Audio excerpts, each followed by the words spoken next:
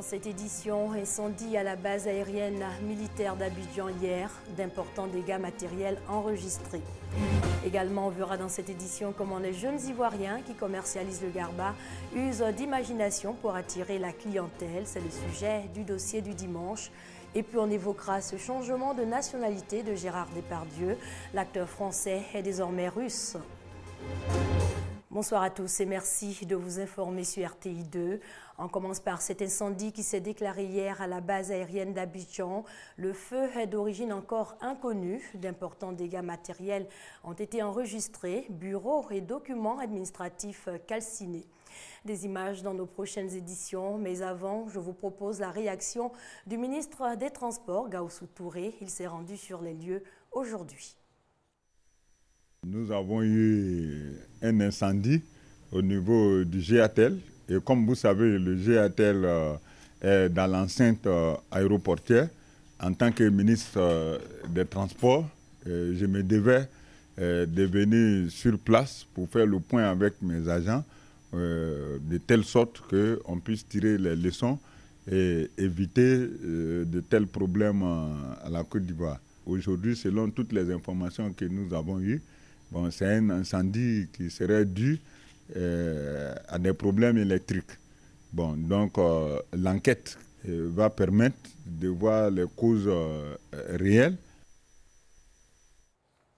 Et puis ce message du président de la République de France, François Hollande, au président Alassane Ouattara à propos de la tragique bousculade survenue après les feux d'artifice du Nouvel An.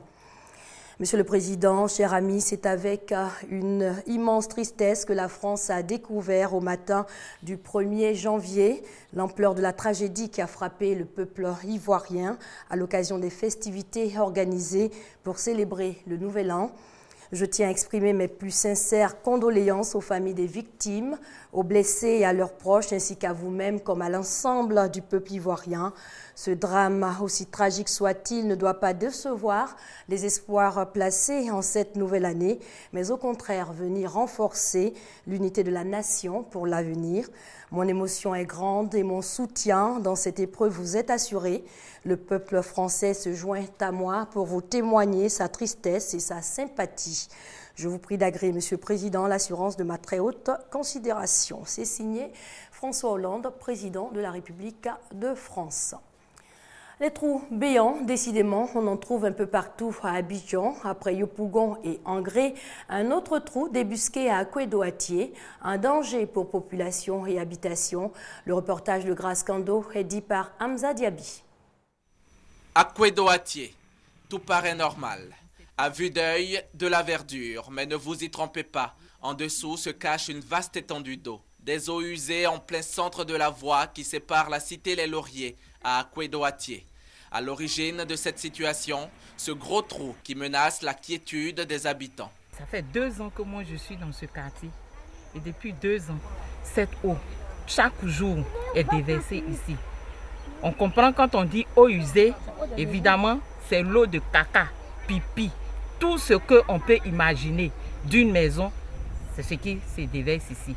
Et là, on vit avec les moustiques, les reptiles, les varans.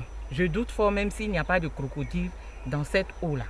On est en danger. Quand il pleut, l'eau la remonte jusqu'à nos maisons ici. On ne peut même plus sortir, on ne peut pas passer, on ne peut rien faire. Tout soit des maladies, nous sommes exposés. Pour les habitants de ce quartier, des démarches ont été entreprises auprès des autorités compétentes. Mais jusque-là, aucune suite. Comme si cela ne suffisait pas, une décharge voit le jour à proximité des habitations. Nous ne sommes pas loin de la décharge d'Akwedo, mais là, sur notre route, il y a une décharge qui est née et qui est en train d'évoluer, qui nous rend malades. Les habitants d'Akwedo-Atié gardent cependant espoir. Ils entendent explorer toutes les pistes pour qu'une solution définitive soit trouvée à leurs problèmes. Les acteurs de la filière pêche se penchent sur les difficultés qui minent la corporation. Au cours d'une rencontre, ils ont échangé en vue de redynamiser le secteur. Grace Kando et Aimé Kouadio pour le reportage. Les acteurs du secteur du poisson en Côte d'Ivoire veulent donner un cachet particulier à leurs activités. Ils veulent désormais que les opérateurs économiques respectent la chaîne de froid de l'importateur jusqu'au détaillant. Il est aussi question de professionnaliser le secteur afin de quitter l'informel et de rechercher des moyens en vue de l'amélioration des conditions de vie des acteurs. C'est ce à quoi s'attelle le syndicat autonome des importateurs, distributeurs et entrepositaires de produits surgelés de Côte d'Ivoire. Cette vision pour venir à bout des nombreuses difficultés dans le secteur. Aujourd'hui, certains importateurs, je dirais même les plus importants, ont des frigos dans toute la ville d'Abidjan. Ils ont des frigos à l'intérieur. Ça fait que nous, qui n'avons pas possibilité d'importer, nous nous retrouvons sur le même terrain. Vous pouvez vendre votre poisson comment?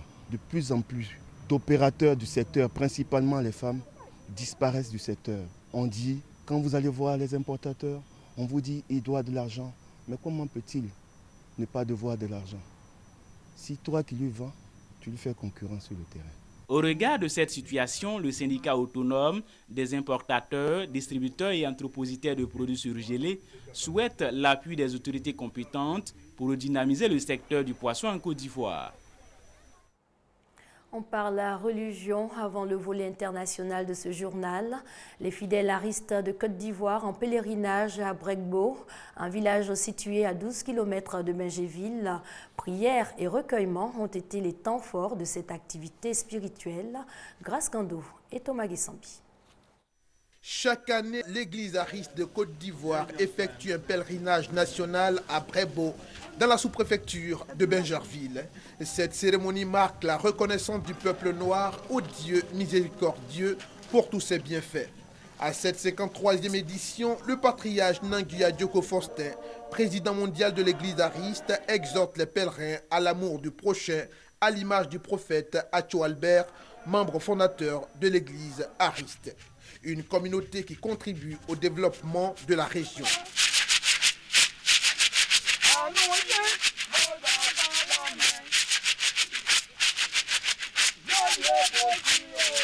Ce pèlerinage regroupe des milliers de fidèles venant d'horizons divers.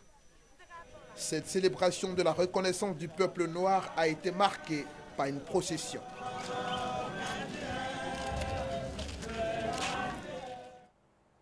Peut-être l'espoir d'une avancée dans le règlement des différends entre les deux Soudans. Les présidents Omar el-Béchir et Salva Kiir sont enfin parvenus à un accord aujourd'hui à Addis Abeba. Un signe de sortie de crise pour les deux Soudans. Omar el-Béchir et Salva Kiir sont parvenus à un accord samedi à Addis Abeba. Le président soudanais et le président sud-soudanais s'engagent à fixer un calendrier pour appliquer des accords au point mort depuis septembre. Ils portent essentiellement sur le partage des ressources pétrolières. Les deux pays sont économiquement exsangues depuis que Juba a interrompu il y a un an sa production de pétrole. Une production qui dépend des oléoducs de son voisin pour l'exportation. Une première sur le continent africain, le Maroc vient de réussir une greffe de main coupée. L'opération a pris 7 heures et a nécessité 3 équipes médicales. Prouesse médicale dans un hôpital de Rabat. Ce Marocain a eu la main coupée et elle a pu lui être greffée. C'est la première fois qu'une telle opération est réalisée sur le continent africain. L'homme a été attaqué dans son magasin par plusieurs personnes qui s'en prenaient à son frère. L'un des agresseurs lui a tranché la main à l'aide d'un couteau. 7 heures d'opération, 3 équipes médicales qui se relaient, et voici le résultat. Gérard Depardieu opte pour la nationalité russe pour échapper aux impôts qu'il juge trop lourds en France. L'acteur français, aux 170 films et aux 2 Césars, ne reviendra pas sur sa décision. Il a reçu son passeport aujourd'hui des mains du président russe. L'acteur français Gérard Depardieu fait une nouvelle fois parler de lui. Il a rencontré samedi le président Vladimir Poutine qui lui a accordé la citoyenneté russe. Gérard Depardieu, qui a également reçu son passeport, avait annoncé qu'il voulait quitter la France pour échapper à des impôts qu'il juge trop lourds.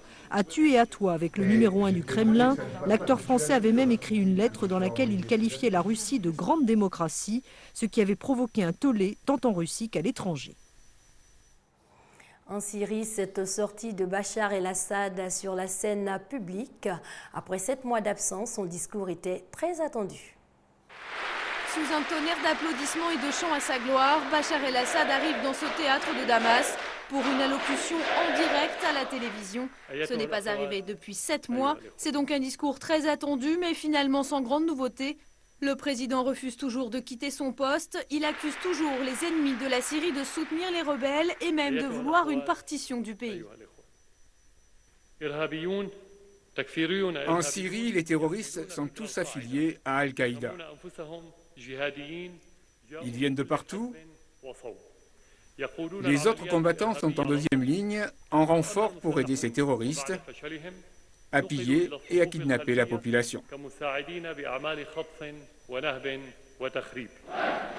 L'homme fort de la Syrie a remercié la Chine et la Russie pour leur soutien.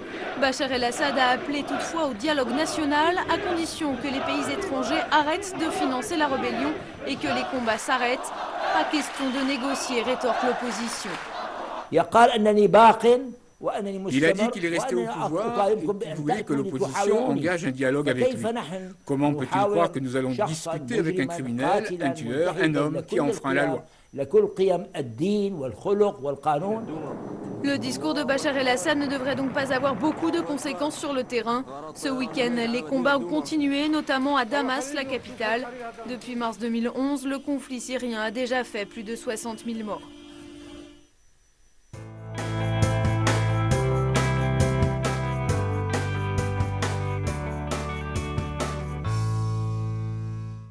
La vente de garba, un commerce auquel s'adonnent de plus en plus les Ivoiriens. Ces derniers ne manquent pas d'originalité pour attirer la clientèle, justement. Alors la découverte du garba artistique, c'est le sujet du dossier du dimanche et je vous souhaite un très bon appétit. Cocody de Plateau. Il est à peine 11h30 et déjà ce restaurant grouille de monde. À l'intérieur, de nombreux clients ont envahi un homme en blouse. Docteur Roukou, comme se fait appeler ce vendeur de garba, reconnu pour ses prouesses en la matière. En effet, ce ne sont pas uniquement le poisson-thon et la tiéké, bien que très prisés par les Ivoiriens, qui attirent ces derniers en ces lieux, mais surtout la touche particulière de ce vendeur de garba.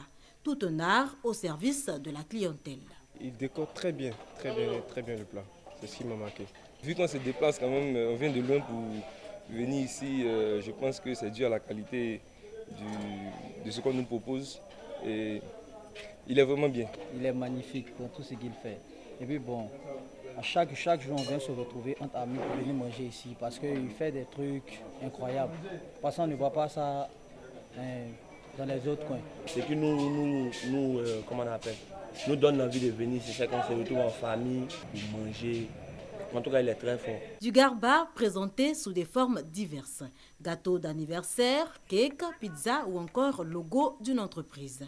Docteur Roukou laisse courir son imagination pour le plaisir de sa clientèle. Ici, tout est mis en œuvre pour lui ouvrir l'appétit. C'est ce qu'on appelle le garba choco, pour ceux qui ne connaissent pas encore. Je vous invite même à manger si vous voulez. L'inspiration, c'est un manque de boulot. Après la crise du Confédéré, on était au quartier sous l'arbre, notre arbre fétiche. On passait le temps. Et bien, le matin, il n'y a plus d'Aoussa. Il dit, bon, les gars, moi, j'ai vendu du garba. Tout le monde a dit, on te soutient. C'est comme ça que ça a commencé. C'est tout ce qui me passe à la tête ce que je fais. Ça peut être peut-être le cœur. Ça peut être soit sous forme de sandwich, hamburger. C'est-à-dire tout ce qui me passe à la tête. Les touristes y gagnent également pour leur compte. C'est un ami qui m'a envoyé pour connaître le coin. Voilà. Et donc, on vient de manger tout à l'heure, vraiment, ça a été très bon. De plus, le cadre est propre et il y en a pour toutes les bourses. C'est propre et c'est bien fait. Le minimum, c'est 500. Vous avez un poisson, la tiéké, les condiments, 2 sachets d'eau pour l'accompagner. Certains vont jusqu'à 7 000, 8 000 avec un bon plateau comme celui-là. Un plateau comme celui-là avec tout sortes de décors, les condiments et consorts. Voilà. Qui veut voyager loin ménage sa monture. Cette maxime, Rémi Bas, de son vrai nom, l'a faite sienne. Après de longues années à travailler chez des particuliers, il s'installe à son propre compte en 2011 et c'est là que tout commence. Depuis, l'imagination fertile et le goût du travail de ce jeune Ivoirien lui permettent de se tenir à l'abri du besoin. Voilà, le garba artistique ou la tiéké dans tous ses états, c'était le dossier du dimanche proposé par Michel Mambo. C'est la fin de cette édition. Bonne suite de programmes sur votre chaîne RTI2.